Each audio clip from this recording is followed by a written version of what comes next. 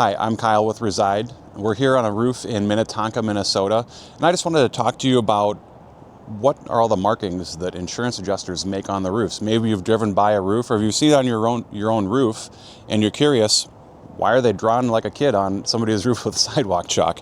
Well, what we're standing in right here is a 10 foot by 10 foot test square. It's a representative sample of an area on the roof.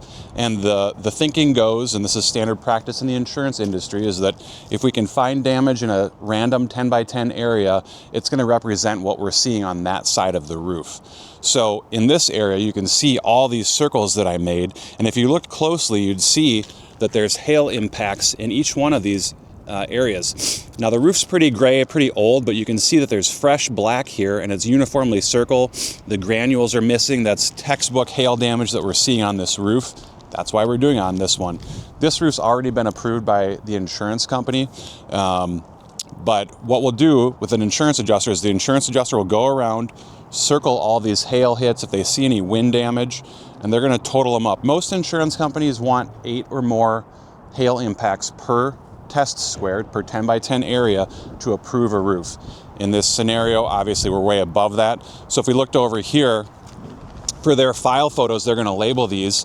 So F is for front, or front elevation of the roof. Sometimes they'll do the direction north, south, east, west. And then we've got H, which means hail equals 8+, because they're looking for 8 or more hail impacts per square. This is pretty significant damage that we're seeing here. That's why the insurance company approved this roof.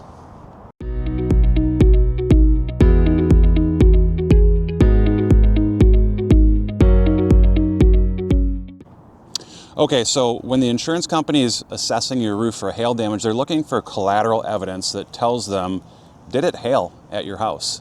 One of the best ways for them to look, and that they're always going to go to, is your metal roof vents like this. This is a steel vent, sometimes referred to as a Broan vent. I put some sidewalk chalk on here. The flat edge goes across the top, and anything that's dented doesn't get hit by the chalk. And we can see we've got 1, 2, 3, 4, 5, 6, 7, 8 really good sized dents in this steel material here where hail came down and impacted it.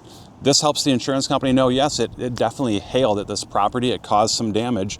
And so when we go to look at the shingles, we know that any round marks that we see on the shingles are probably from hail damage.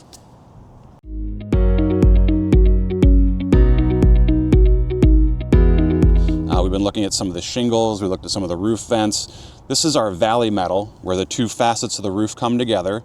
And we ran some sidewalk chalk on there, and there's a big hail dent in that valley metal. This is one of the things, another piece of collateral evidence that insurance companies are looking for to say, did it hail at this property? Now, in many instances, having damage to your valley metals requires that we have to replace shingles on each side of the valley metal to actually repair that damaged item. And that can alone lead to roof replacement sometimes, depending on your policy.